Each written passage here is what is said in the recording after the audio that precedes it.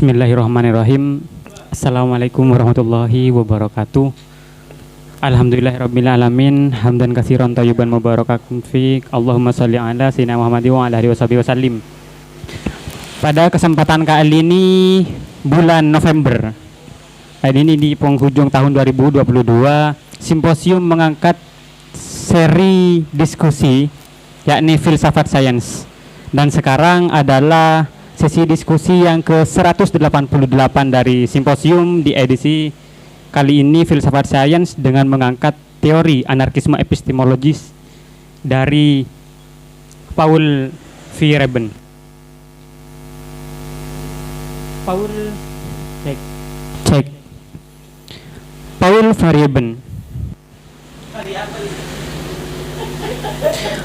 Paul Verhaeren mempunyai nama lengkap Paul Karl Verhaeren.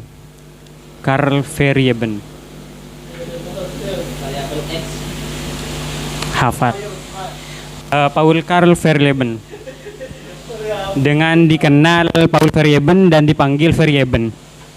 Beliau lahir pada tanggal 13 Januari 1924 di Wina, Austria. Dan beliau meninggal pada tanggal 11 Februari tahun 1994 ya, kemarin ya. 1994 di Genolier, Vaud, Swiss. Pada umur beliau yang ke-70 tahun. Beliau hidup di era filsafat abad ke-20 di kawasan filsafat barat dengan minat beliau di filsafat sains, mengkritik falsifikasionisme, epistemologi dan filsafat politik. Pemikirannya dipengaruhi oleh Mill, Lessing, Popper dan Kierkegaard dan lain sebagainya. Dan pemikiran beliau juga mempengaruhi tokoh-tokoh setelahnya, diantaranya Lakatos, Foucault, Kuhn, dan Hacking. Latar belakang pendidikan Verhaeren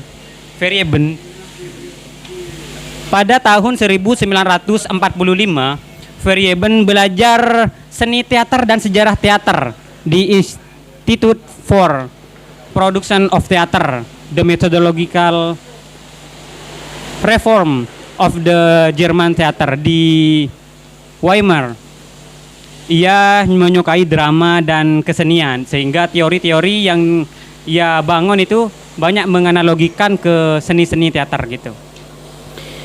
Ia juga mempelajari astronomi, matematika, sejarah, filsafat dan fisika dan memperoleh gelar doktor bidang fisika di Wina, Austria. Pada tahun 1955, beliau mengajar filsafat ilmu di Universitas Bristol di Inggris. Ia juga sering mengikuti seminar filsafat dari Karl Popper di London, di Inggris. Nah, pada tahun 1958, ia menjadi guru besar, menjadi profesor di Universitas California di Berkeley. Pemikiran dari Verhaeren tentang anarkisme ilmu pengetahuan dilatar belakangi oleh dominasi paradigma pemikiran positivistik abad ke-19. Jadi berbicara tentang anarkisme epistemologis itu tidak lepas dari positivistik di abad ke-19. Karena pemikiran dari Verhaeren ini dilatar belakangi oleh positivistik. Gimana positivistik atau yang dikenal dengan zaman modernisme ya. Zaman modernisme itu mengatakan bahwa ilmu pengetahuan dapat dikatakan benar dan bermanfaat ketika dapat diverifikasi oleh observasi. Dan yang kedua, ketika ilmu pengetahuan itu dapat dieksperimenkan di laboratorium. Itu di positivistik yang dibangun oleh Auguste Comte ya, yang dipengaruhi pemikiran Descartes. Jadi dasar ilmu positivistik itu mengatakan bahwa dasar ilmu pengetahuan adalah matematika, astronomi, kimia, fisika, biologi dan fisika sosial. Jadi di positivistik itu mengatakan bahwa penyelidikan ilmiah hanyalah penyelidikan ilmiah yang temuan-temuannya dapat bermanfaat. Sedangkan pengetahuan non ilmiah itu katanya kurang bermanfaat. Karena kenapa? Karena memiliki multitafsir. Jadi itu yang dikritik oleh Feyerabend. Selain itu juga di zaman positivistik abad ke-19 itu menetapkan eksakta dengan metode-metodenya setara dengan agama, bahkan lebih tinggi dari agama. Sehingga dampak dari hal tersebut buktinya adalah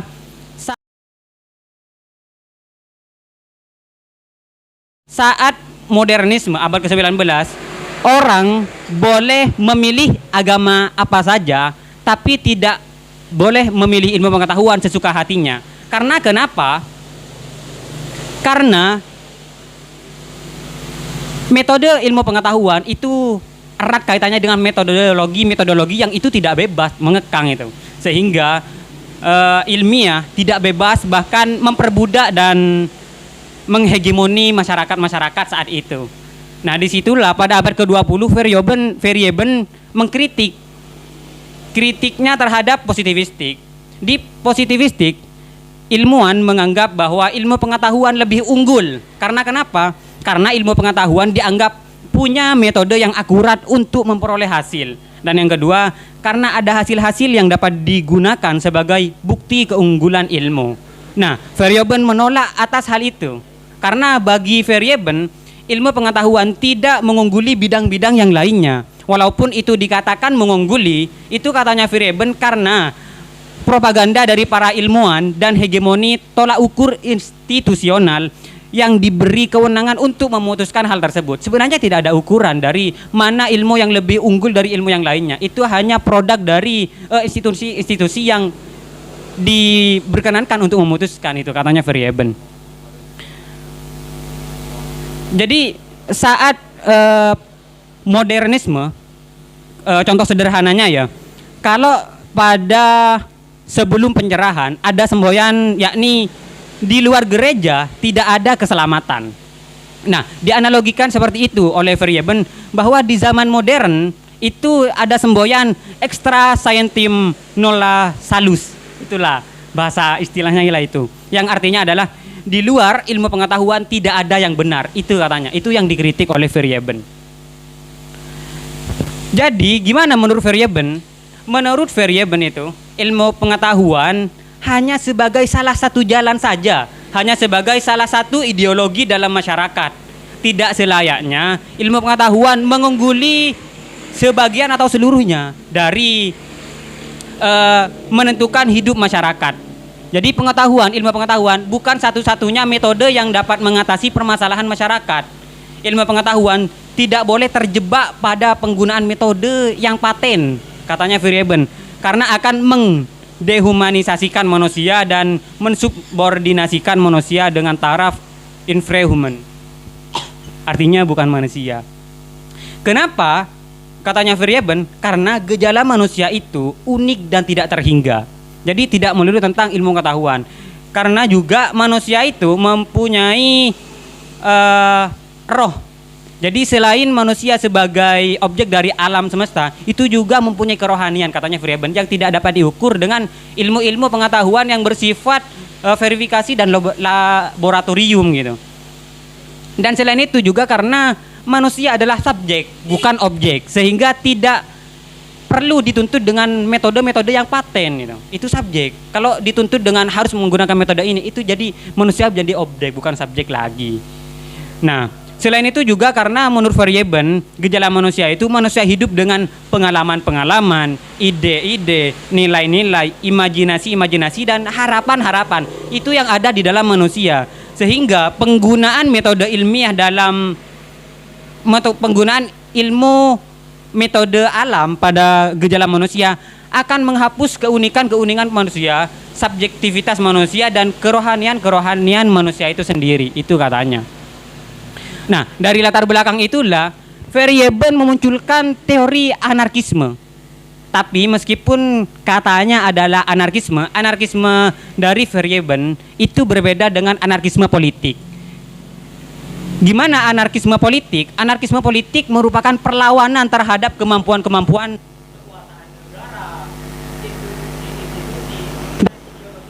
yang menopang. Itu kalau anarkisme itu kalau anarkisme politik. Jadi yang diusulkan oleh Feyerabend adalah anarkisme epistemologis. Bagaimana anarkisme epistemologis? Yakni tidak berarti permusuhan. Anarkisme epistemologis itu tidak berarti permusuhan. Dalam bukunya itu dianalogikan dengan Dadais. Apa itu Dadais? Dadais adalah gerakan para seniman yang menentang frame atas seni yang mengatakan bahwa seni itu elit. Jadi Dadais itu mengatakan bahwa seni ialah kebebasan ekspresi untuk semua kalangan. Tidak ada ukuran yang paten terhadap seni. Itu seperti Dadais. Jadi anarkisme epistemologis kebebasannya seperti itu, menolak hal-hal yang paten gitu. Inti pemikiran dari Feyerabend, teorinya kan anarkisme epistemologi. Inti pemikiran dari Feyerabend ada beberapa. Jadi sebagai latar belakang seorang seniman, Feyerabend sering menganalogikan teorinya dengan seni. Wah, itu tadi.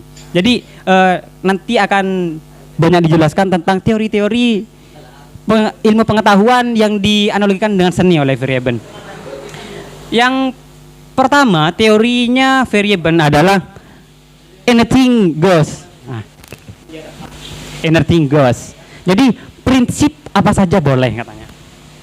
Yang pertama adalah anything.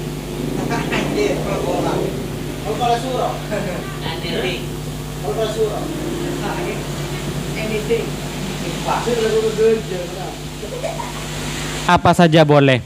Bagaimana apa saja boleh? Jadi katanya Feyerabend itu memberikan segala sesuatu berlangsung, membiarkan segala sesuatu berlangsung. Jadi ilmu pengetahuan itu berkembang biak katanya. Jadi berjalan tanpa aturan dan bebas dari metode-metode tertentu yang dianggap paten. Itu dalam prinsip apa saja boleh, anything goes. Jadi menurut Feyerabend itu tidak ada metodologi ilmu yang mencapai sukses dan paten. Contohnya dari teori fisika. Dulu saat ada hukum Newton ya, itu yang dipatenkan. Tapi ternyata ada hukum Albert Einstein dalam teorinya relativitas ya. Itu sebenarnya Einstein tidak berpaku pada teori-teori tertentu sebelumnya. Dia hanya menyukai keindahan dan dia juga tidak menyadari bahwa ternyata teori dari relativitas itu ternyata eksis sampai saat ini. Itu yang dikatakan prinsip apa saja boleh. Artinya metodologi ilmu saat itu gagal menyediakan hukum-hukum yang memadai untuk membimbing para ilmuwan. Karena metodologi hanya bagian kecil dari permasalahan masyarakat yang kompleks, katanya Feyerabend. Seperti contoh kalau di modernisme ya, peneliti pada situasi tertentu harus menerima teori A dan menolak teori B. Dan juga dengan kesukaannya ketika suka terhadap teori A menggunakan teori A dalam metodologinya dan tidak karena tidak suka dengan teori B, itu teori B tidak dipakai dalam metodologinya. Jadi itu yang ditolak oleh prinsip apa saja boleh. Karena katanya Feyerabend, peneliti harus terbebas dari hukum-hukum, metodologi-metodologi untuk menciptakan ilmu-ilmu baru yang progresif gitu, yang berkembang biak gitu. Itu yang dikatakan apa saja boleh. Jadi seseorang bisa berangkat dari sudut mana saja untuk memperoleh ilmu baru. Ini juga yang dianalogikan oleh penelitian-penelitian bahwa teorinya Feyerabend itu terhadap dunia Islam itu sangat benar gitu, bukan bertentangan tapi sejalan. Jadi sebagaimana tafsir ya, Al-Qur'an itu kan ya dikatakan paten, tapi ada tafsir A, tafsir B, tafsir C. Jadi ilmu pengetahuan seperti itu karena katanya Feyerabend kalau dalam ilmu Islam. Masyarakat bebas menggunakan sudut pandang mana saja itu dalam menafsirkan sesuatu. Karena memang permasalahan masyarakat itu kompleks, tidak paten terhadap satu metode tertentu gitu katanya. Yang kedua, selain prinsip apa saja boleh, pengembangbiakan, yakni kritik atas ilmu sebagai sikap ilmiah. Gimana katanya? Kritik terhadap ilmu. Jadi menurut Verjeben itu, ilmu itu, masyarakat itu, manusia itu mempunyai kebebasan. Jadi ada kebebasan individu di sana. Jadi Verjeben ini mengagung-agungkan sikap kemanusiawian dalam metodologi penelitian gitu. Bukan metodologi penelitian, dalam metodologis ilmu pengetahuan gitu maksudnya. Nah, dalam kritik terhadap ilmu itu ada dua yang Verjeben bangun. Yang pertama adalah agent methods, dan yang kedua adalah agent science gitu.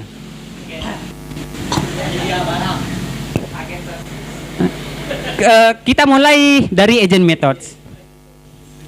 Jadi yang kedua selain anything goes itu ada kritik ilmu.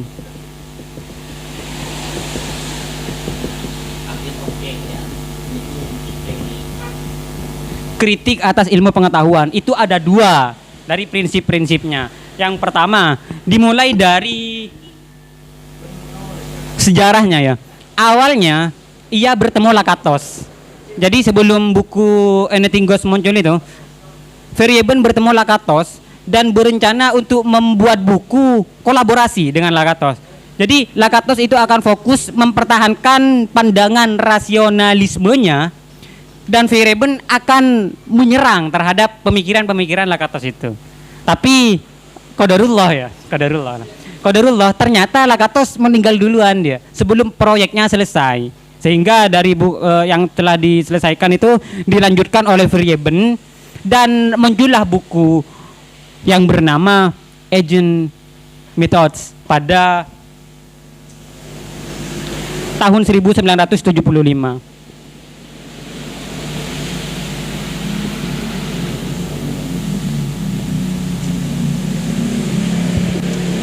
Di dalam bukunya Verjeben itu, Agent Methods itu, bukan agent lah itu dulu baru deh. Kalau itu lagi ya. apa kak? Dulu baru deh. Lagi kak?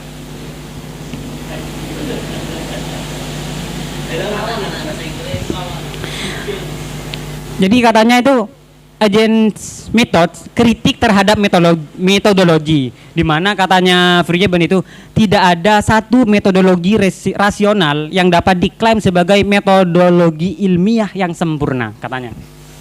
Jadi gimana maksudnya? Pada agent methods saat zaman modernisme, pengetahuan memiliki suatu metode baku, universal dan berlaku sepanjang masa. Nah, itu yang dikritik oleh Verjeben. Verjeben membantah, katanya itu tidak realistis dan jahat saat zaman modernisme itu. Maksudnya tidak realistis. Kenapa? Karena ilmu pengetahuan hanya diambil dari pandangan sederhana yang berdasarkan pada kemampuan seseorang, sedangkan kemampuan seseorang terbatas. Dan ilmu pengetahuan diambil dari sana, sehingga kalau mendasari pada ilmu yang paten dari hasil ilmu pengetahuan seseorang, itu katanya tidak realistis. Dan yang kedua jahat. Maksud jahat itu dari Verjeben adalah ilmu pengetahuan memaksakan hukum-hukum yang menghalangi berkembangnya kualitas seseorang dengan mempertaruhkan kemampuannya. Seperti yang dijelaskan tadi kan, bahwa manusia itu tidak bebas memilih ilmu pengetahuan karena terikat dengan metode. Berbeda dengan agama yang itu dibiarkan memilih apa saja gitu. Itu katanya jahat katanya, karena masyarakat manusia mempunyai kreativitas tersendiri. Itu yang dimaksud dengan anti metode, agent methods anti metode.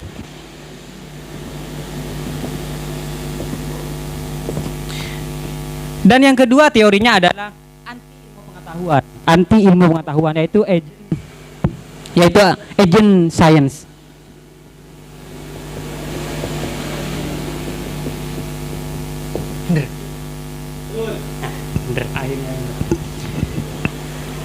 Agent science. Jadi anti ilmu pengetahuan yang perlu kita garis bawahi adalah anti metode atau anti ilmu pengetahuan. Itu bukan berarti dia menolak terhadap metode, bukan berarti dia menolak terhadap ilmu pengetahuan. Tapi gimana?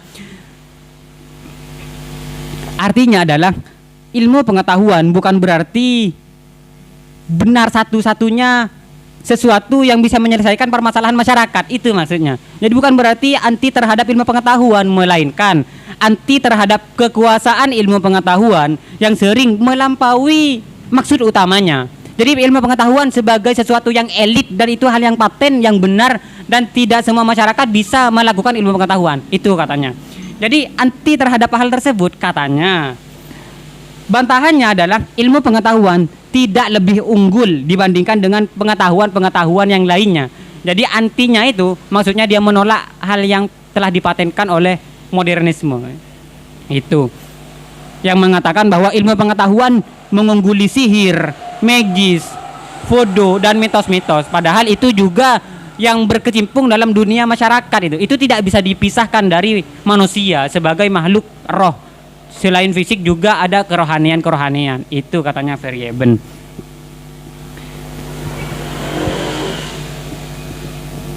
Anti.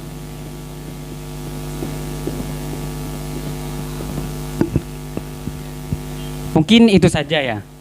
Sebatas tentang teorinya Verjeben, selanjutnya kita diskusi untuk materi-materi selanjutnya biar diskusinya lebih hidup gitu.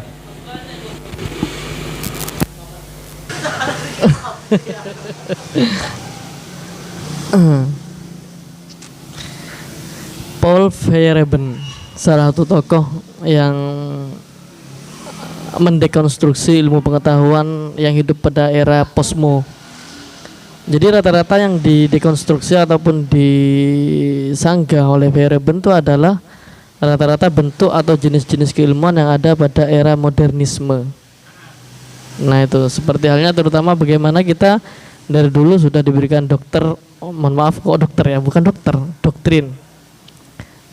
kebenaran, bahwasanya kita selalu dituntun oleh dua metode besar, yakni rasionalisme dan empirisme.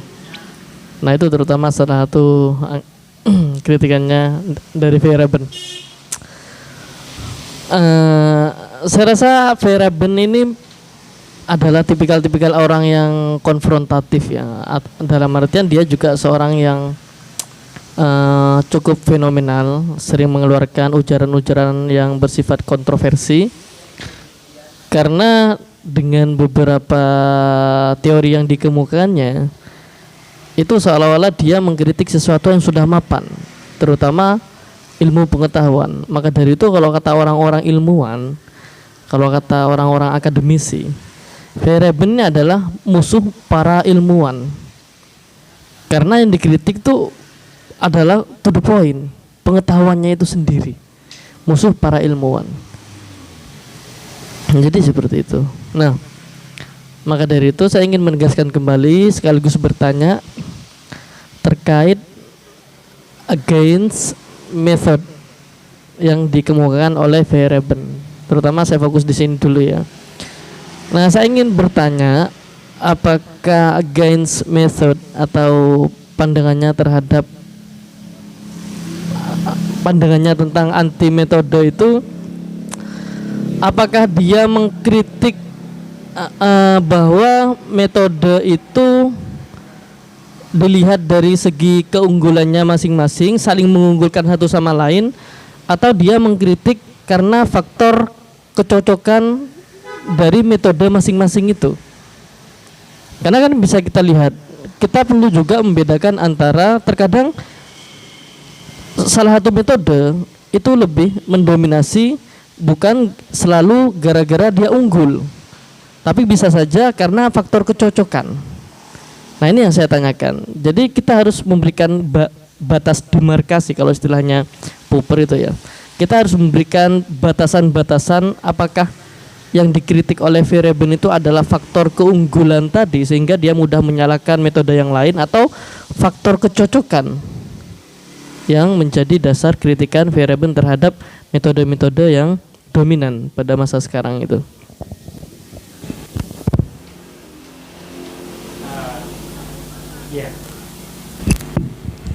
Nah, ya.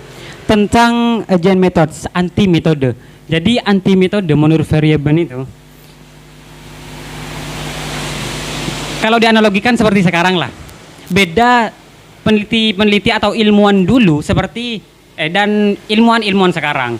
Kalau ilmuwan-ilmuwan dulu itu tidak terpaku pada metode yang telah ditemukan, Kak.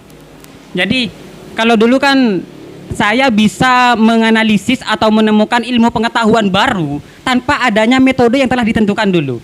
Berbeda dengan sekarang. Sekarang saya untuk menemukan ilmu pengetahuan yang baru, itu ini menggunakan metode A, ini menggunakan metode B, ini menggunakan metode C. Jadi katanya variabel itu ditolak. Tidak terfokus, tidak harus berpaku pada metode-metode tertentu yang dianggap benar dan dianggap pas itu. Jadi karena dia penyuka seni ya, bahkan dia mengatakan bahwa teori yang indah lebih berharga dari teori yang masuk akal. Karena katanya emang beberapa teori itu tidak relevan saat ini, tapi itu pasti dibutuhkan di masa di nanti katanya. Itu yang membedakan. Karena dulu ilmuwan-ilmuwan dulu emang tidak terkekang pada metode yang telah ada, sehingga bisa lebih bebas dan bisa menemukan pengetahuan-pengetahuan yang baru berbeda dari sekarang gitu katanya. Nah, makanya sekarang metodenya variabel itu sangat pas untuk menjadi kritik saat ini dia, karena saat ini kita memang apa katanya variabel itu ilmu itu atau ilmu pengetahuan itu seperti seni. Gimana seni? Tidak ada metode yang paten yang mengatakan seni itu bahwa hasilnya bagus, hasilnya ini mapan, hasilnya itu lebih baik dari yang lainnya. Tidak ada, karena seni itu bebas merupakan ekspresi dari orang yang berseni. Seperti itu pengetahuan. Jadi katanya anti metode itu setiap manusia bisa menggunakan metode apa saja, tidak terkekang pada metode yang telah mapan untuk menghasilkan ilmu-ilmu baru. Karena katanya ilmu pengetahuan yang dikungkung oleh metode itu akan stagnan dan membosankan, dan itu mematikan kreativitas dari peneliti-peneliti ilmuwan-ilmuwan itu sendiri. Itu katanya.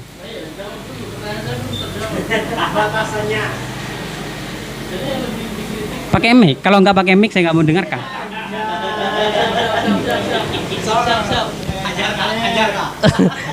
Jadi belum terjawab ya batasan-batasan tadi. Jadi yang dikritik oleh variabel itu adalah karena metode-metode zaman sekarang itu lebih unggul dan cenderung menyalahkan metode yang lain, atau dilihat dari faktor kecocokan. Dalam artian kecocokan itu adalah, jadi variabel ini mengkritik mengkritik tentang beberapa metode. Sebenarnya dia unggul bukan gara-gara kemapanan atau lain sebagainya, tapi unggul dari segi kecocokan dari dalam melihat fakta. Karena kan kalau kita secara prinsip melihat metode dalam ilmu pengetahuan itu secara prinsip itu adalah sesuatu yang digunakan untuk mengorganisasi fakta. Nah itu yang perlu kita ketahui pertama, bahwasanya bagaimana kita melihat fakta itu adalah salah satu kerja keras dari apa yang disebut oleh kita itu adalah metode. Nah, maka dari itu yang dikritik oleh variabel itu adalah apa karena metode-metode zaman sekarang itu lebih saling menyalahkan metode yang lain, atau lebih menyalahkan gara-gara ketidakcocokan atau gara-gara faktor keunggulan masing-masing tadi, apa gimana? Nah, kalau menangkap dari teorinya variabel sendiri, itu saya tidak kurang menemukan tentang itu sesuai kecocokan atau kepasan, kecocokan dan apa tadi? Keunggulan dan kecocokan tadi ya. Itu malah semuanya yang dibantah. Karena katanya ketika cocok teori metode A dan itu mengenyampingkan metode B, Anda anggap menyukai teori A dan mengenyampingkan teori menggunakan metode B. Jadi katanya variabel itu kan teori metodenya sudah ada. Terus kita mau pakai yang mana? Itu katanya variabel itu masih terkukung dengan metode tetap. Jadi katanya metode variabel itu kan variabel mengkritik tentang sains, mengkritik tentang ilmu-ilmu pasti. Jadi katanya matematika, fisika, astronomi itu adalah teori yang paling benar di antara yang di atas segalanya katanya. Tapi menurut variabel tidak seperti itu. Karena teori-teori eksakta yang bersifat verifikasi itu dia ada celah. Dia melupakan bahwa unsur-unsur dari manusia itu tidak hanya bersifat alamiah, tapi juga kerohanian. Jadi ada mitos di sana, ada ada mitos, ada kerohanian lah di situ yang tidak bisa diverifikasi secara laboratorium dan observasi. Jadi dia itu untuk menghadirkan suatu ilmu baru, katanya bukan memilih metode A atau menyukai metode A, tapi melampaui itu semua, dia melepas metode-metode yang ada untuk memperoleh ilmu pengetahuan. Karena katanya ya, ilmu sereceh apapun dari ilmu yang baru dari metode yang sereceh apapun itu lebih asik katanya, lebih indah daripada ilmu yang bagus tapi dengan menggunakan teori-teori yang terkekang, metode-metode yang terkekang. Saya paham memang ketika metodologi adalah suatu roh dari ilmu pengetahuan, itu kan. Itu yang dikritik juga. Jadi kritikan dari Feyerabend itu ada dua. Yang pertama yaitu dari sisi tubuh ilmu pengetahuan. Dia menganalogikan metode itu sebagai tubuh dari ilmu pengetahuan. Jadi katanya dia kritik bahwa tubuh dari ilmu pengetahuan yang katanya metode itu tidak. Itu bukan tubuh dari ilmu pengetahuan. Jadi ilmu pengetahuan itu berdiri sendiri dengan keadaan yang tubuh yang pas, dia gak ada metodologinya di situ yang pas untuk menyusun tubuhnya. Jadi metodologi itu metodologi untuk menemukan ilmuwan A. Jadi untuk menemukan ilmu pengetahuan B itu tidak harus menggunakan metodologi B, metode yang telah ditemukan saat penemuan yang awal gitu kan. Bisa menggunakan metodologi baru yang itu belum ada sebelumnya gitu katanya, yang anti metode. Dan itu yang mengkritik tentang bahwa kalau menggunakan ilmu eksakta harus menggunakan metode A, kalau ilmu B harus menggunakan metode B. Itu yang katanya yang dikritik karena itu tidak bebas, itu hasilnya pun terkekang gitu. Nah, jika demikian berarti Feyerabend itu tidak juga memperdulikan tentang kevalitan sebuah fakta, dalam artian dia tidak memperhitungkan sejauh mana kebenaran fakta yang kita lihat atau kita temukan atau sains yang kita temukan. Karena begini, kalau kita kalau secara unggul atau tidaknya misalnya dari sains ini menganggap dirinya lebih unggul dan cenderung menyalahkan sains yang lain, itu saya terima. Tapi kalau berdasarkan kecocokan, dalam artian seperti ini, teori ini lebih dominan daripada teori-teori, mohon maaf ya, metode ini lebih dominan daripada metode-metode yang lain. Itu gara-gara faktor kecocokan. Nah, jika yang kecocokan juga disikat atau dikritik, saya rasa saya kurang sepakat ya, karena gini, terkadang kita memang membutuhkan metode-metode tertentu karena kita melihat dengan fakta. Jadi kalau kita ingin membangun sebuah riset, tentu kita harus lihat terlebih dahulu. Bukan kita menentukan metode terlebih dahulu, tidak. Tapi kita lihat dulu fakta atau realitas yang akan kita kaji. Fakta dan atau realitas yang akan kita kaji. Kemudian kita bisa susun juga metode apa yang sekiranya cocok. Nah, seperti halnya saya langsung kasih kasus saja ya.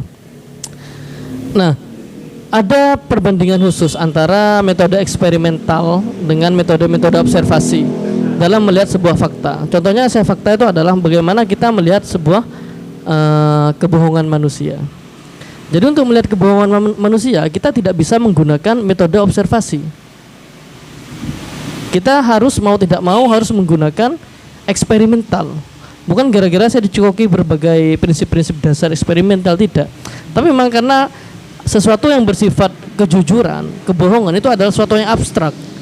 Dan itu tidak bisa kita amati secara empiris, secara observasi, secara bagaimana kita melihat langsung di lapangan seperti apa untuk melihat tingkat kejujuran seorang, tidak. Tapi kita harus sebelumnya sudah menentukan beberapa perlakuan atau alat-alat yang sekiranya bisa mendeteksi kebohongan tersebut. Nah, itu tidak asal muasal kita sodorkan begitu saja, tidak. Tapi alat-alat tersebut itu adalah hasil dari berbagai eksperimen-eksperimen yang telah dilakukan. Nah, dalam hal ini kita sudah bisa melihat bahwasanya terkadang memang kita membutuhkan metode-metode tertentu untuk melihat sebuah fakta-fakta tertentu. Karena pada dasarnya metode itu adalah cara kita untuk mengorganisasikan fakta. Seperti halnya contohnya juga ketika kita ingin melihat apakah seorang calon pemimpin negara, calon pemimpin apapun itu yang sedang kampanye, apakah dia jujur apa tidak ketika misalnya menjanjikan ini itu kepada masyarakat.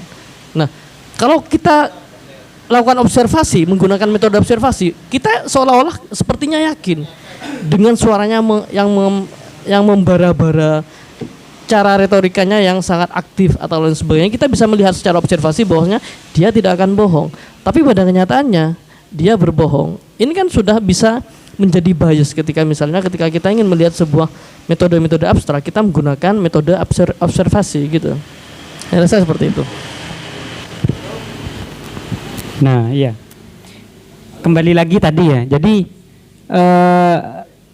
quotes yang indah dari Verjeben itu mengatakan bahwa teori yang indah lebih berharga dari teori yang masuk akal, katanya. Jadi meskipun tadi kan lebih cocok katanya. Jadi kritik Verjeben itu adalah kecocokan terhadap sesuatu itu dibuat oleh itu tidak ada ukuran kecocoknya seperti apa itu. Itu katanya. Katanya Verjeben itu tidak, anggaplah yang ilmu pengetahuan A lebih unggul dari ilmu pengetahuan B. Metode A lebih cocok dari metode B, katanya. Jadi itu katanya Verjeben itu itu adalah hasil kecocokan tersebut adalah hasil propaganda dari institusi yang mengatakan itu cocok. Jadi peneliti harus menggunakan itu katanya, sehingga tidak ada kebaruan di sana katanya Kak dari ilmu pengetahuan yang dihasilkan karena metodologinya itu meniru katanya. Jadi ilmuwan yang ada saat ini itu bukan pencetus ilmu-ilmu baru. Peneliti saat ini itu bukan pencetus peneliti baru, hasil temuan baru. Karena dari metodologinya itu menggunakan itu meniru saja katanya Verjeben. Jadi tidak ada yang spesial gitu. Itu katanya Verjeben, setiap manusia itu tidak harus tahu tentang itu contohnya punyanya Verjeben. Saya tidak harus tahu tentang metodologi yang digunakan komputer untuk saya berbicara tentang komputer atau menggunakan ilmu baru untuk mencetuskan ilmu baru tentang komputer katanya. Jadi tidak harus tahu tentang metode yang komputer itu gitu.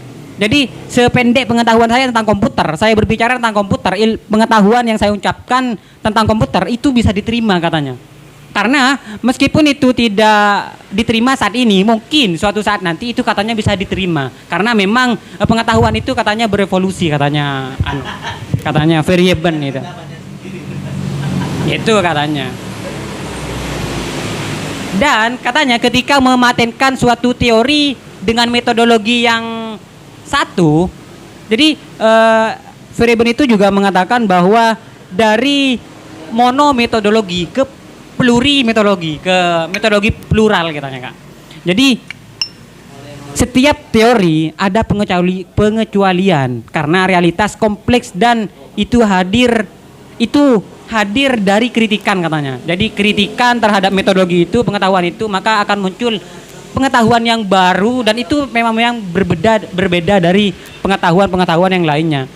Dan di fisika pun, di sains pun kita ketahui bahwa teori-teori yang berlangsung antara teori A, teori B, teori C, anggaplah teorinya dari bumi antroposentris, apa yang lain sentris itu, kita ketahui bahwa untuk pencetus ilmu itu mereka tidak menggunakan metodologi yang sama gitu.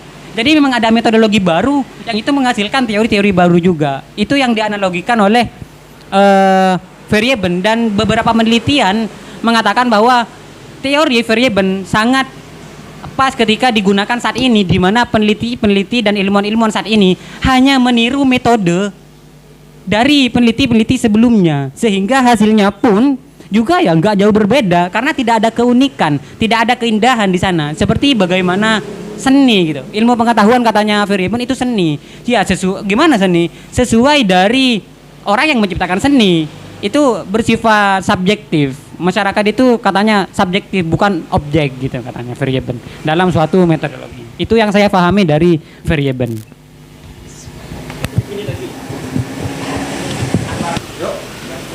Ya, dari tadi juga sudah panjang lebar ya, di mana memang grand theory dari Paul Verhoeven ya. Itu di mana memang ada beberapa hal yang mungkin saya rasa seorang Verhoeven itu tidak bisa membedakan antara beberapa cabang ilmu itu sendiri. Beberapa cabang ilmu itu sendiri. Semisal saya rasa ketika Verhoeven itu menganalogikan semua epistemologi atau semua keilmuan itu disamaratakan dengan sebuah seni, dan menentukan sebuah seni itu menurut saya tidak sama seperti itu. Mungkin benar apa yang dikatakan oleh Verhoeven perihal kesenian atau perihal seni itu merupakan sebuah kebebasan bereksperimen. Itu benar memang. Jadi manusia itu sebagai subjek dari apa yang diinginkan oleh manusia itu sendiri. Akan tetapi ketika kita lihat konteks sekarang, di mana mungkin keilmuan sains dan semacamnya itu memang sangat berkembang sekarang. Sangat berkembang, dan saya rasa ketika kita menafikan sebuah metode-metode yang memang sudah ada sebelumnya, itu bagi saya merupakan hal yang aneh sebenarnya. Karena beberapa dari penemuan-penemuan baru itu memang berangkat dari hal yang mungkin oleh seorang ilmuwan itu ingin disempurnakan. Jadi semisal kalau seorang Verhoeven itu mengatakan bahwa seorang penemu atau seorang orang penemu itu mengambil metode dari metode yang sudah ada sebelumnya, itu saya rasa agak sedikit aneh juga. Karena sekarang yang saya lihat juga berbagai macam keilmuan yang ada sekarang itu memang hadir untuk menyempurnakan dari keilmuan sebelumnya. Kalau tadi mungkin dianalogikan komputer kan ya, komputer itu kalau saya rasa itu memang berangkat dari penemuan-penemuan sebelumnya. Dari berbagai software, hardware itu yang berangkat dari adanya komputer itu memang berangkat dari hal sebelumnya. Dan di situ adanya hal metode sebelumnya itu untuk menyempurnakan, untuk lebih menghasilkan beberapa produk keilmuan yang baru. Seperti halnya dulu mungkin ketika kita ingin menggunakan komputer dengan penyimpanan yang mungkin hanya terbatas dengan MB ya. Dengan beberapa hal yang mungkin kecepatannya bersifat edge, dan sekarang mungkin sudah berbeda jauh. Itu kan berangkat dari penyempurnaan sehingga mengambil metode sebelumnya. Contoh lagi, semisal kita memakai komputer. Kalau sekarang mungkin kita dengan mudah bisa membawa laptop, bisa membawa iPad, bisa membawa notebook. Kalau dulu kita mungkin disibukkan dengan berbagai hardware-nya yang besar, kayak CPU, monitor, keyboard dan semacamnya. Jadi saya rasa kalau seorang Verhoeven itu mengatakan menolak terhadap suatu metode-metode sebelumnya, itu sangat aneh. Karena ketika kita jumpai di sekarang itu memang beberapa ilmu baru itu hadir karena memang menyempurnakan dari beberapa metode-metode yang hadir sebelumnya, seperti itu.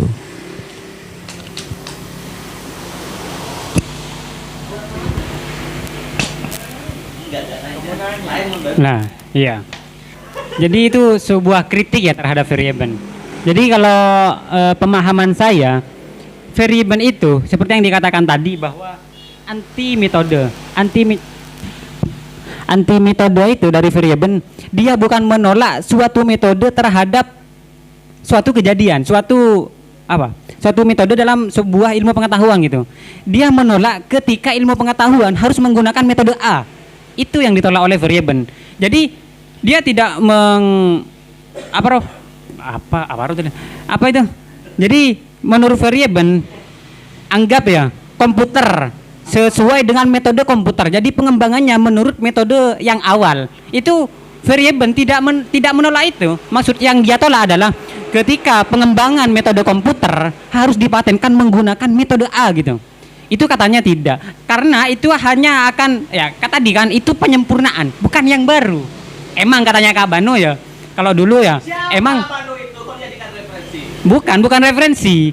Saya contoh karena di sini kemarin anggap ya datang semua gitu kan, analoginya sama. Jadi katanya emang yang di-upgrade itu katanya itu tetap, cuman ya ada penambahan. Ya jadi beda, itu memang sama tapi tidak serupa maksudnya. Nah, itu yang dikatakan. Kalau contohnya ketika Thomas Alva Edison itu penemu lampu kan ya. Saat itu Thomas Alva Edison menggunakan metode anggaplah metode A untuk menemukan lampu, dan dia ingin berinovasi, mempunyai ide agar lampu itu bisa seperti wifi. Lampu itu bisa seperti wifi, jadi tidak harus setrum kayak seperti ini. Bagaimana wifi? Dia mempunyai menara listrik yang itu bisa menyinari lampu-lampu tanpa kabel itu katanya. Tapi itu menggunakan metode yang lain. Itu kejeniusan beliau. Jadi tidak harus menggunakan metode A sebagai penyempurnaan suatu metode tersebut katanya. Bisa menggunakan metode-metode yang lainnya, tidak menafikan metode yang lainnya untuk menyempurnakan suatu ilmu pengetahuan gitu. Ya, itu. Cik. Ini repot kamu dia Ustaz. Cik. Menarik ya terkait anarkisme epistemologis atau epistemologi. Suatu fenomena antara Nanang dan Faruk berdebat terkait kedalaman sungai. Yang dicari itu, yang diselidiki tentang dalamnya sungai misal. Yang Faruk menggunakan bambu untuk mengukur kedalaman sungai, dan Mas Nanang itu menggunakan meteran, alat pengukur kedalaman itu berapa meter dalamnya. Dua-duanya menggunakan metode itu. Tapi yang saya bingungkan, kalau metode itu kan menuju pada semakin berkembang semakin simpel. Tentu harus ada spesialisasi.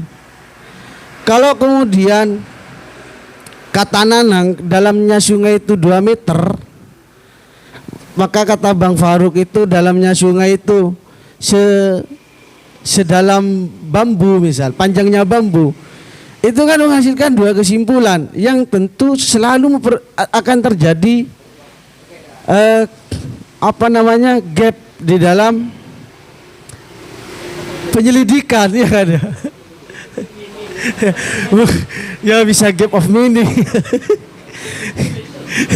Agak kayak gitu. Nah, tentu Mas, jangan main-main dengan metode kayak gitu. Karena saya orang pendidikan ya. Metode yang salah itu akan memberikan suatu kesimpulan materi yang salah juga. Kayak gitu. Maka ketika terjadi 2 perdebatan tadi atau 2 fenomena, ada satu fenomena tadi untuk mengukur ke dalamnya laut, yang Nanang pakai metode alat ukur meteran, yang Bang Faruk menggunakan bambu untuk dimasukkan ke dalam untuk mencari dalamnya sungai. Dua-duanya memang menggunakan metode. Nah, tentu ada yang lebih simpel gitu. Untuk mengukur dalaman sungai kan semakin simpel depan. Ada suatu alat misal kayak batu dilemparkan ke sungai, cemplung ke dalam, langsung ketemu di digital geraknya benda tersebut. Oh, sekian meter batu ini berjalan, tapi ada sensornya gitu, kayak di kilometer speedo, kayak gitu. Nah, maka ini harus ada solusi bagi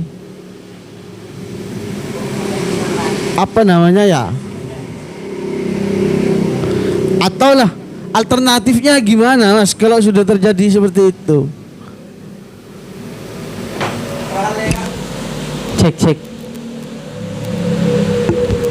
Nah, sebenarnya yang dibingungkan tadi itu menunjukkan pengetahuannya tentang apa yang dikatakan dari teori-teori Verheyen. Tadi kan dibilang bahwa katanya untuk mengukur sungai itu bisa dari bambu, bisa dari meteran. Dan itu yang dikatakan Verheyen ya seperti itu. Jadi dari mono metode ke pluri metode. Jadi katanya untuk mengukur meteran tidak harus menggunakan bambu katanya. Karena juga bisa menggunakan laser sekarang yang lebih mudah dan apalah gitu untuk mengukurnya. Jadi ada beberapa metode untuk menghasilkan suatu pengetahuan katanya. Dan katanya Verheyen salah benar itu nomor berapa? Yang penting nomor akhir lah dia. Katanya salah benar itu adalah sebuah konstruk propaganda dari institusi yang berwenang untuk menentukan itu salah dan benar itu katanya. Jadi sebagai kekreatifan manusia, jadi itu salah, itu benar, itu merupakan konstruk dari pemikiran manusia yang terbatas atas imajinasi manusia yang lain yang itu tidak terbatas katanya Verheyen itu. Jadi memang beberapa metode bisa dilakukan untuk ilmu pengetahuan dan itu tidak harus memikirkan ini benar ini tidak gitu. Jadi yang berbeda, yang indah itu lebih berguna katanya daripada yang masuk akal katanya Verheyen. Memang tidak usah bermain-main dengan metode. Ah, justru itu yang dikatakan Verheyen kan dari modernisme ke posmo. Di mana di modernisme semua metode itu paten. Bahkan mentuhankan ilmu pengetahuan itu dari eksakta ya. Jadi mengukurnya harus menggunakan meteran apa-apaan itu paten katanya. Jadi itu yang banyak dikritik, kepatenan terhadap suatu ilmu pengetahuan itu banyak dikritik oleh tokoh-tokoh postmodern dia. Ah, bedanya kalau Karl Verheyen ini memang dia mengkritik tapi kritikannya angkuh gitu. Apa katanya tadi Kak? Istilahnya itu anarkis. Ya nyeleneh gitu kritikannya. Dan itu memang bisa kita ketahui sekarang katanya. Ketika memang ilmu pengetahuan sekarang tidak berkembang karena ada metode-metode yang paten untuk menentukan suatu ilmu pengetahuan katanya. Jadi semua kepatenan itu dalam Verheyen itu tidak boleh. Itu yang dikatakan adalah apa saja boleh. Meskipun itu benar, itu salah. Ya benar dan salah itu adalah konstruk dari institusi yang berwenang untuk menyatakan itu salah dan benar. Karena suatu saat nanti katanya Verheyen, suatu ilmu pengetahuan itu dapat berguna sebagai alternatif dari teori-teori yang dianggap benar sebelumnya yang menyalahkan teori itu. Itu katanya Verheyen. Jadi keunikan-keunikan dari ilmu pengetahuan itu yang diagung-agungkan oleh Verheyen daripada kebenaran itu sendiri. Karena benar salah itu hanya relatif katanya Verheyen itu.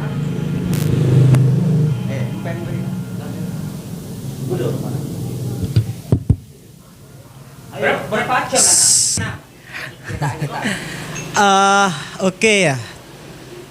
Edisi filsafat sains. Paul Karl Verheyen. Oke. Menarik dikritik atas ilmu pengetahuan itu.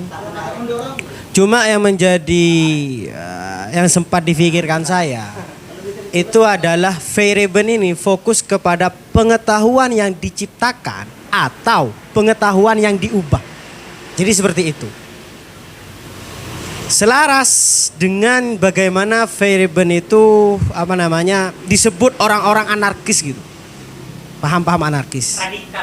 Ya, pemikirannya lebih disebut sebagai orang pemikir radikal emang ya. Makanya maksud fokus dari Verheyen itu sendiri itu apakah pengetahuan yang diciptakan atau pengetahuan yang diubah gitu Mas pemantik ya.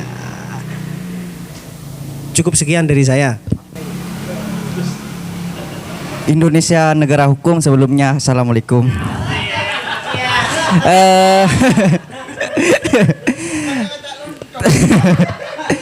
Gini sangat menarik pada sesi diskusi tokoh yang satu ini tentang Verheyen. di sini pertanyaan yang fundamental bagi saya gitu. Yang saya tanyakan tadi kan Vereben tidak menentuk dalam satu bidang keilmuan tidak harus menggunakan satu metode yang paten. Maka dari itu orang-orang yang ingin melakukan sebuah penelitian bisa menggunakan berbagai metode-metode yang ada gitu. Cuman yang saya ingin tanyakan di sini justru ketika tidak ada sebuah metode yang dipatenkan, justru itu akan bisa timbul kekeliruan dalam memahami sebuah metode tersebut. Semisal kayak saya ingin mempelajari sebuah aljabar dalam ilmu matematika, karena saya tidak harus paten dalam sebuah metode yang ditentukan, tentunya kan dalam memahami aljabar tersebut saya akan mendapatkan sebuah kekeliruan bahkan kesulitan gitu. Nah, apalagi yang kedua, bagaimana ketika hal ini dikaitkan dengan ilmu hukum gitu. Jangan-jangan kasus sekarang ini sama dengan Vereben mencari delik yang mana yang kira-kira cocok gitu. Ya mungkin itu saja yang dari pertanyaan saya.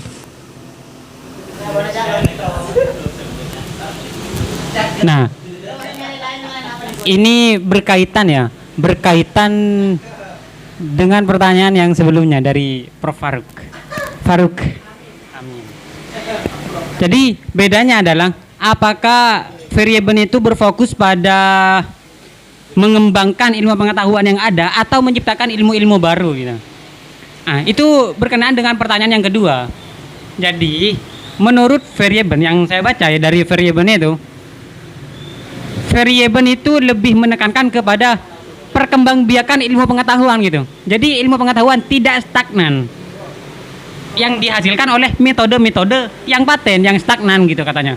Jadi untuk mengetahui sesuatu itu mungkin perlu metode, tapi untuk pengembangan sesuatu itu kita perlu lepas dari metode-metode yang telah dipatenkan sebelumnya. Karena apa? Untuk menghasilkan suatu yang variatif, untuk menghasilkan suatu yang baru yang memang belum ada sebelumnya. Itu yang saya tangkap sih. Jadi tadi katanya untuk bisa mengetahui tentang aljabar mungkin harus menggunakan metode aljabar memang tapi kegiatan tersebut boleh katanya Vereben, tapi hal itu kalian hanya bisa mengoperasikan aljabar, tidak bisa mengembangkan aljabar menjadi lebih kompleks dan lebih unik gitu, lebih variatif, lebih sempurna dari aljabar yang udah diketahui sebelumnya gitu katanya. Jadi untuk fokusnya ke perkembangbiakan kalau menurut saya, karena dari apa saja boleh dan tidak ada metode yang pasti dan anti pengetahuan yang telah mengungguli yang lainnya. Katanya pengetahuan itu setara, itu lebih ke perkembangbiakan dari ilmu pengetahuan itu sendiri agar tidak berhenti sampai saat itu. Karena dalam modernisme kita dapat bayangkan ketika suatu ilmu pengetahuan sudah dipatenkan dan ke belakangnya mengacu pada ilmu pengetahuan yang sudah dipatenkan tersebut, tidak ada ilmu pengetahuan yang baru gitu. Dari postmodernisme, kenapa dikatakan postmodernisme? Karena dari postmodernisme menghasilkan suatu hal-hal yang baru, yang itu dari kritik-kritik terhadap sesuatu yang dipatenkan dan itu dikatakan berguna selamanya gitu maksudnya. Itu yang saya pahami. Nah, ini menariknya teman-teman, bagaimana kita mengkritiki dari Carl Vereben, mengkritisi dari Vereben itu sendiri. Kami mungkin ada beberapa nanti yang berpendapat ya, karena ketika ilmu pengetahuan dikatakan seperti seni, maka kan itu tergantung dari pengamatnya gitu kan. Nah, itu untuk digunakan nanti akan kebingungan gitu. Teori-teori mana yang akan digunakan. Nah, itu menurut teman-teman itu gimana? Karena kalau tidak ada kepatenan atau sesuatu yang paten, kita akan kebingungan, maka semuanya akan amburadul, semuanya akan anarkis itu sendiri gitu. Jadi menurut saya ketika suatu kejadian itu A yang benar, tapi menurut Akbar suatu B itu sama-sama dibenarkan, itu malah amburadul gitu. Itu kritiknya sih. Lah itu menurut teman-teman bagaimana gitu? Oke, saya mau bicara ya. Itu sebelum ditanyakan.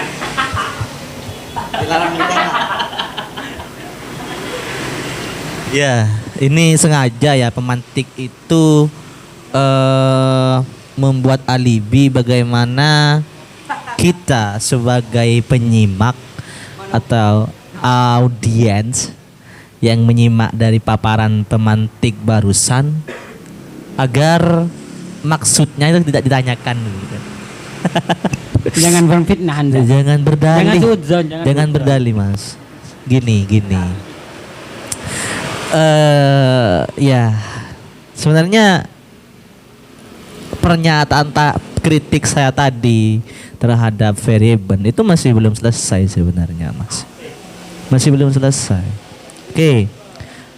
Vereben itu kan kata pemantik barusan bahwa kata Vereben ya, bukan kata pemantik. Pemantik hanya menyalin dari tulisannya saja. Vereben itu mengatakan bahwa kita itu tidak stagnan terhadap satu metode seperti itu. Tidak diperbolehkan untuk stagnan terhadap satu metode seperti itu. Iya benar. Ya, akan tetapi Mas ya, akan tetapi ketika kita dipertemukan dengan berbagai masalah, dengan berbagai hal, kita itu juga akan melihat dari metode tersebut. Contohnya, anggap saya memang orang pendidikan kan ya, makanya jangan main-main dalam metode. Saya orang pendidikan karena pendidikan bahasa Indonesia. Ya, jangan main-main Mas tentang metode itu, Mas. Oke, saya ambil dari metode pembelajaran saya yang mudah ya. Mungkin dulu kita kenal metode-metode dalam pendidikan itu kita lebih terhadap suatu kungkungan dari seorang guru, hanya menyampaikan beberapa materi agar supaya murid itu bisa meniru, bisa mengambil dari apa yang disampaikan oleh seorang guru tersebut. Akan tetapi dengan metode sekarang yang dikonstruksi sedemikian rupa, kita bisa mengambil beberapa pelajaran, bisa mengambil ibroh dari metode sebelumnya. Metode sebelumnya apa? Metode sebelumnya metode klasik lah. Itu hanya berpaku terhadap suatu materi yang disampaikan oleh seorang guru untuk dihafal, dicerna dan semacamnya. Tidak ada kebebasan dari seorang siswa itu untuk berpendapat. Akan tetapi dengan metode yang sekarang yang dikonstruksi demikian rupa, kita bisa belajar dari metode sebelumnya. Artinya dari metode yang apa ya, yang kontras metode yang sebelumnya, kita bisa mengambil pelajaran baru. Artinya metode seperti itu tidak layak untuk digunakan. Dengan metode yang sekarang mungkin kita bisa lebih melihat, bisa lebih mencerna bahwa memang sekarang siswa atau anak didik kita itu lebih difasilitasi dalam berbagai hal dalam pemikirannya itu sendiri. Jadi ada kebebasan dari seorang siswa itu untuk mengungkapkan apa yang menjadi pendapat dari seorang siswa tersebut. Jadi tidak terpaku terhadap satu metode yang mungkin menjadikan siswa itu stagnan seperti itu. Nah itu. Jadi kalau saya rasa seorang Vereben itu menganalogikan bahwa penemuan-penemuan atau sebuah epistemologi, sebuah keilmuan itu disamaratakan dengan halnya seperti halnya kesenian, itu menurut saya hal yang lucu. Bisa dibedakan lah antara kesenian dan dengan apa? Epistemologi lainnya.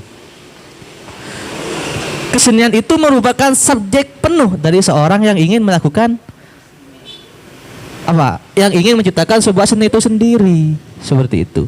Jadi saya rasa seharusnya Vereben itu bisa membedakan dari berbagai macam pengetahuan, keilmuan, epistemologi dari hal tersebut. Tidak bisa disamaratakan dengan dianalogikan hanya dengan sebuah kesenian. Dan dalam sebuah kesenian itu tentunya juga ada beberapa hal yang harus dipatuhi juga dalam kesenian. Jadi ada patokan-patokannya juga. Seperti itu. Jadi gimana ya? Saya rasa agak aneh juga seorang Vereben itu menganalogikan semua keilmuan itu dianalogikan sebagai sebuah seni, sebagai sebuah kesenian. Tidak seperti itu. Benar apa yang dikatakan Kak Ang barusan, sebagai orang pendidikan juga harus hati-hati dalam memilih metode. Karena ketika metode itu sudah tidak layak untuk digunakan, otomatis apa yang dihasilkan dari buah metode tersebut tidak akan relevan juga, Mas. Seperti itu.